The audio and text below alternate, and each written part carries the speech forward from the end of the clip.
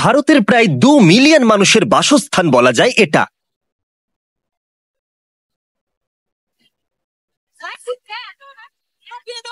সারা দেশের অনেকগুলো ডাম্প সাইটের মধ্যে এটা একটা, যেখানে মানুষদের আবর্জনার পাহাড়ের মধ্যে অনেকটা সময় কাটাতে হয়, যেখানে থাকে প্রায় ধারালো বস্তু, বিষাক্ত বর্জ্য পদার্থ, যেগুলো প্রায়শই মারাত্মক রোগের কারণ হয়ে দাঁড়ায়। প্রতিদিন মাত্র $3 রোজগার করার জন্য। যেহেতু এটা বিশ্বের সর্বাধিক জনসংখ্যার দেশ, তাই ভারতে প্রতি বছর প্রায় 1.3 বিলিয়ন পাউন্ডের আবর্জনার উৎপত্তি হয়।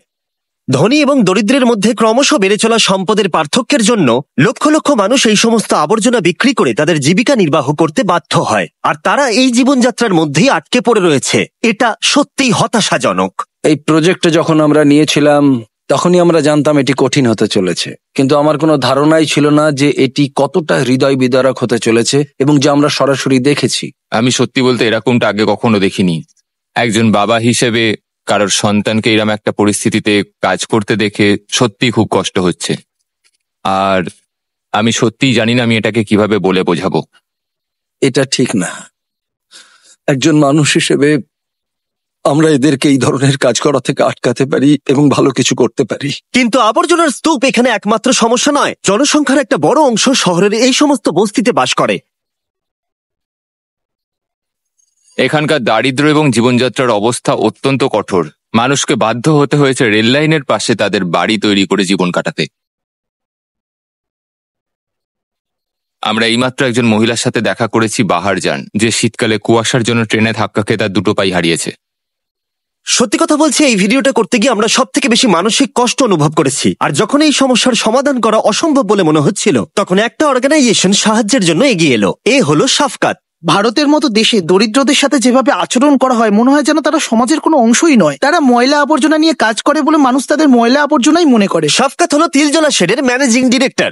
এই অর্গানাইজেশন শুরু হয়েছিল আজ থেকে 36 বছর আগে তার বাবা আলমগীরের হাত ধরে, যিনি বহু বছর ধরে আবর্জনা কুড়ানোর কাজ করতেন বস্তিতে। এই বস্তির খুব অল্প সংখ্যক মানুষ লিখতে এবং পড়তে জানতেন। আলমগীর তাদের মধ্যে একজন ছিল।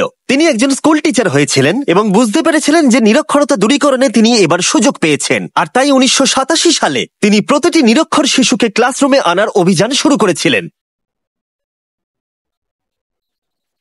যে কোনো মানুষের জন্ম থেকেই তাদের কাজ করার অধিকার, খাদ্যের অধিকার, শিক্ষা পাওয়ার অধিকার রয়েছে।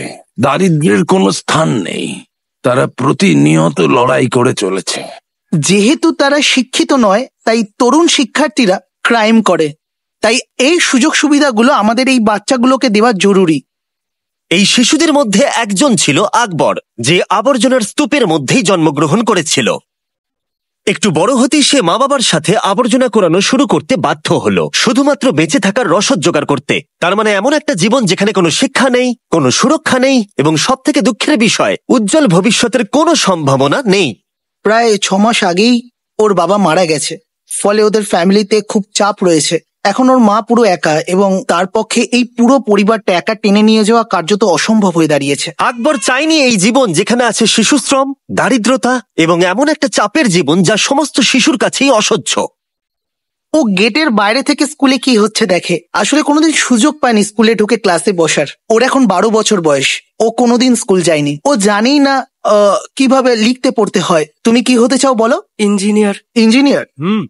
ও বলে আমি অনেক কিছুই দেখতে পাই যেগুলো রাস্তায় পড়ে রয়েছে। মানুষের গাড়ি ব্রেকডাউন হয়ে গেছে, কেউ কিন্তু সাহায্যের জন্য এগিয়ে আসে না। আমি এদেরকে সাহায্য করতে চাই। এই সমস্ত প্রতিকূল পরিস্থিতি সত্ত্বেও আকবর কখনোই শিক্ষিত হবার স্বপ্ন দেখা ছাড়েনি। তাই শাফকাত আকবরকে রাস্তা থেকে তুলে নিয়ে গিয়ে স্কুলে ভর্তি করালো। আর মাত্র 2 বছরের মধ্যে সে ক্লাস 8-এ পৌঁছে গেল। আর এটাই তো হবার ছিল। এটা তার জন্য আমার আশা এবং স্বপ্ন যে সে এখন শিক্ষা পেতে পারে, সে এখন বিশ্ববিদ্যালয়ে যেতে পারে এবং সে একজন ইঞ্জিনিয়ার হতে পারে, যে স্বপ্নটা সে সারা জীবন দেখেছে। তুমি যাতে প্রত্যেকটি সুযোগ সুবিধা পাও, সেই জন্য আমরা তোমার পরিবারকে কিছু অর্থ দেব, যাতে তোমাদের খাওয়া দাওয়া এবং অন্য চিন্তা না করতে হয়। তুমি যদি আমাকে কথা দাও যে তুমি ভালো করে পড়াশুনো করবে, তাহলে আমি তোমাকে সুযোগ সুবিধা দেব যাতে তুমি স্কুলে যেতে পারো এবং ইঞ্জিনিয়ার হতে পারো। ঠিক আছে? প্রমিস? প্রমিস। ডিল? ডিল। এভাবে। কিন্তু আকবর শুধু একটা সংখ্যা মাত্র। এই তিলজলা শেডে প্রায় 10,000 শিশু রয়েছে, যাদের আবর্জনার স্তূপ থেকে তুলে নিয়ে এসে শিক্ষিত করতে হবে, আশ্রয় এবং অর্থনৈতিক সুরক্ষা দিতে হবে। আর ড্যারেন এই প্রথমবার স্কুলের সব বাচ্চাদের সাথে দেখা করবে। আমি তোমাকে একটা এক্সপেরিয়েন্স করানোর জন্য অপেক্ষা করছিলাম। বাচ্চারা যখন এই দরজা দিয়ে ছুটে আসে না, তখন তাদের আনন্দটা দেখো তুমি।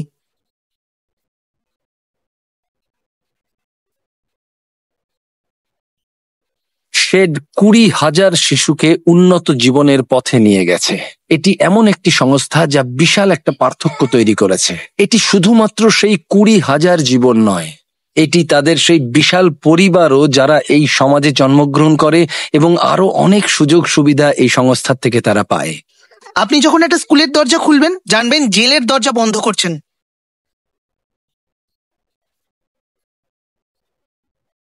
শিক্ষাই এগিয়ে যাওয়ার একমাত্র পথ। এটাই একমাত্র পথ যা সমাজকে বদলে দিতে পারে। শিক্ষার পাশাপাশি তিলজলা শেড আরো একটা কিছু করছে, সেটা হলো অনেক এক্সট্রা ক্যারিকুলার অ্যাক্টিভিটিস, যার ফলে বাচ্চারা তাদের নিজেদের প্যাশন খুঁজে পাবে। তাদের মধ্যে অনেক আর্টিস্টিক ট্যালেন্ট লুকিয়ে আছে, আমরা সব সময় সেগুলোকে বার করে আনতে চাই। আমাদের এখানে স্পোর্টস ক্লাস হয়, টাইকন্ডো ক্লাস হয়, আমরা এখানে কম্পিউটার শেখানো শুরু করেছি, গিটার ক্লাস হয়, পিয়ানো ক্লাস হয়, এবং আরো অনেক কিছু হয়।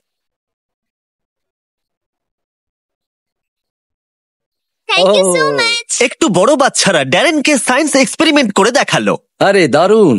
আরে দেখো, এটা 3D। কি করে তুমি এটা করলে?